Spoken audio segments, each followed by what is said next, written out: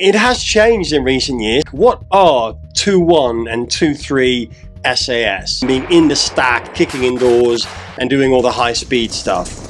10 days and they shoot more than a regular infantry soldier will do in 3 years. Then there is a badging weekend where they ultimately get their beret.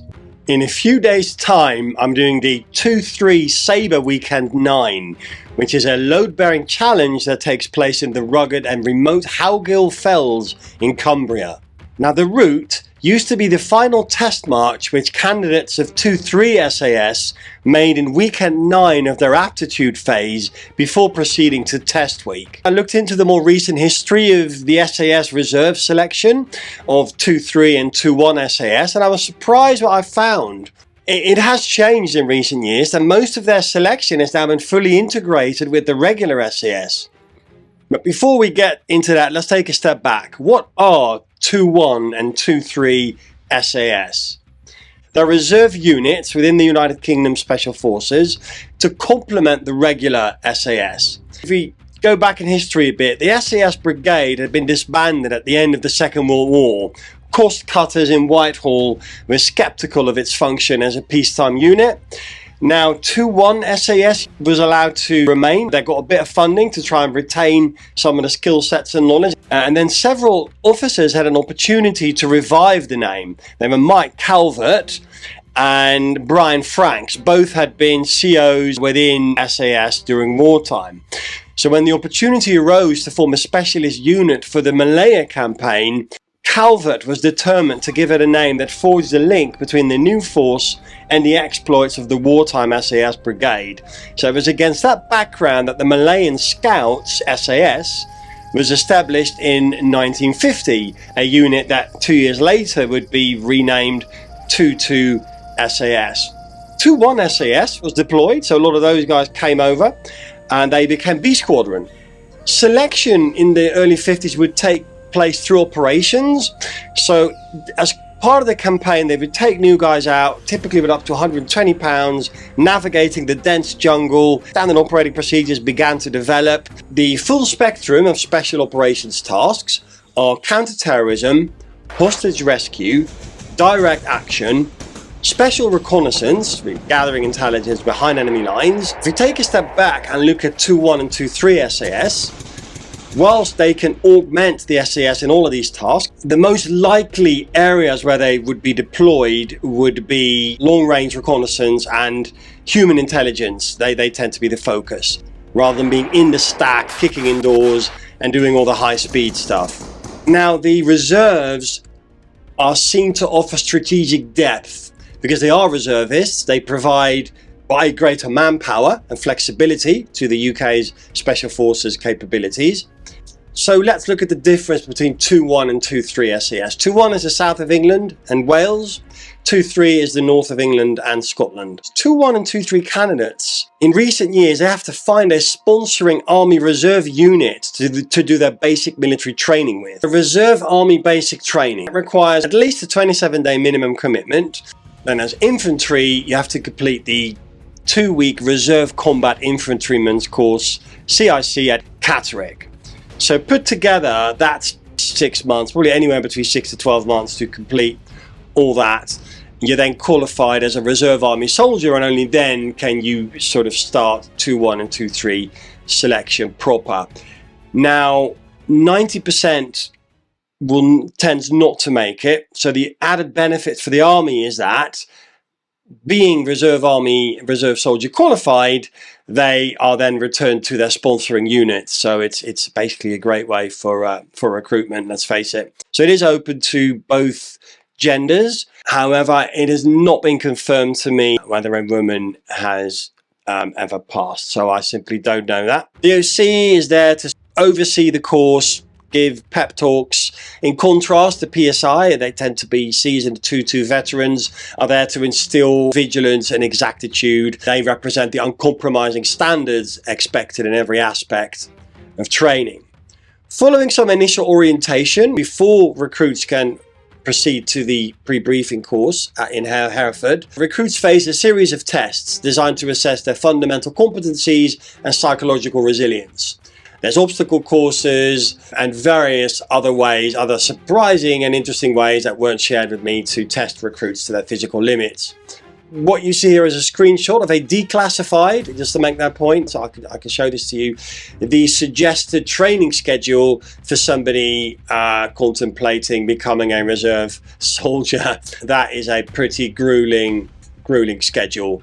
If you join the Hard Routine Facebook group, there's no cost. There is a screening question just to keep out spammers. That is the place where we share this sort of information. Never anything classified, but where we could compare notes around outdoor events, training, military history and things like that. A link will be in the description. So that is a schedule for people spooling up to the pre-briefing course.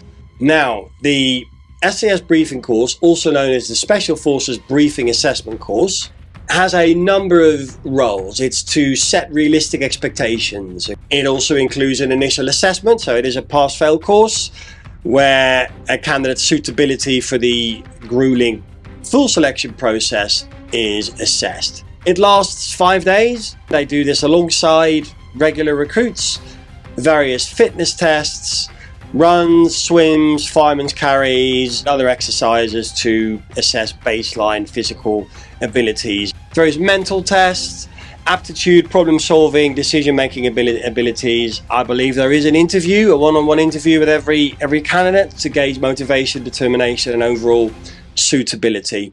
And it's basically there for both parties to make an informed decision.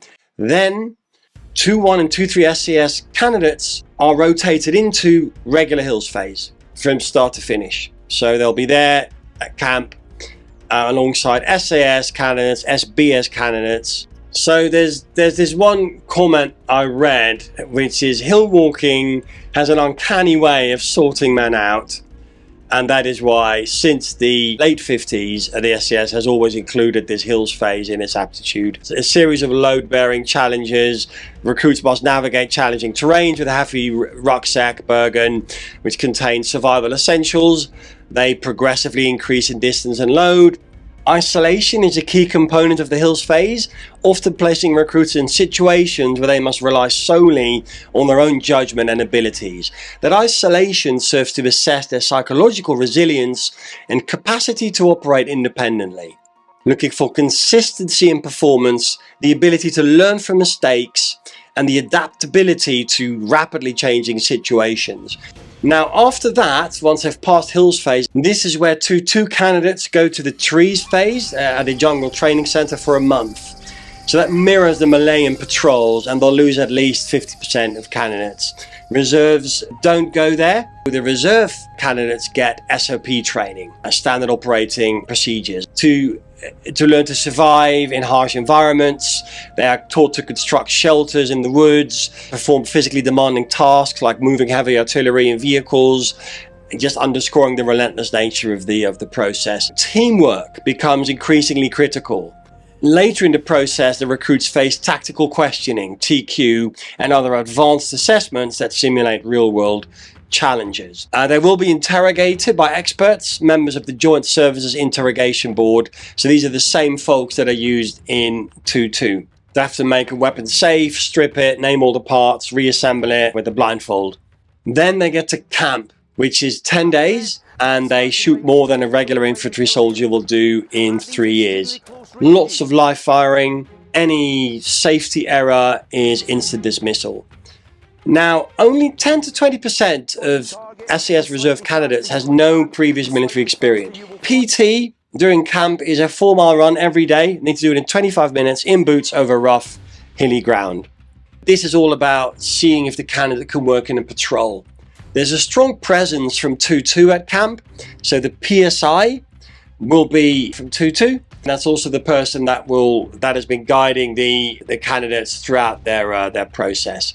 Now, I've been told folks will just disappear, as in they are RTU'd, returned to unit for even if they've made all the physical benchmark. Most blokes put in at least 6 weeks a year on full-time courses in the first 2 or 3 years, and that's in addition to the regimental exercises, because they have to get the basics under their belt.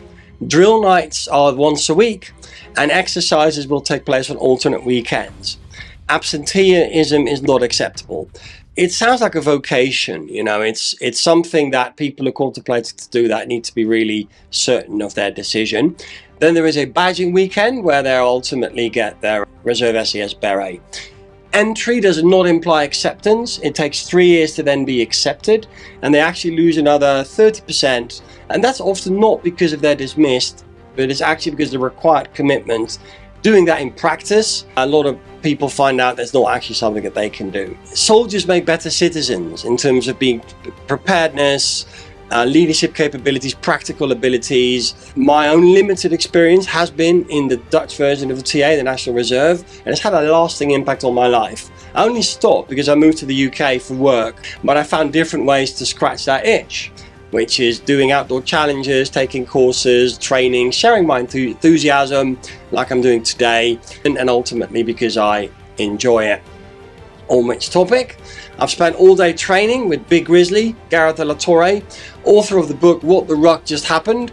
We filmed the chat, so watch out for that video. So remember to like and subscribe. With that said, I'm really looking forward to the Sabre 2-3 Weekend 9 challenge in a few days' time. If you're there as well, then I'll see you in the hills.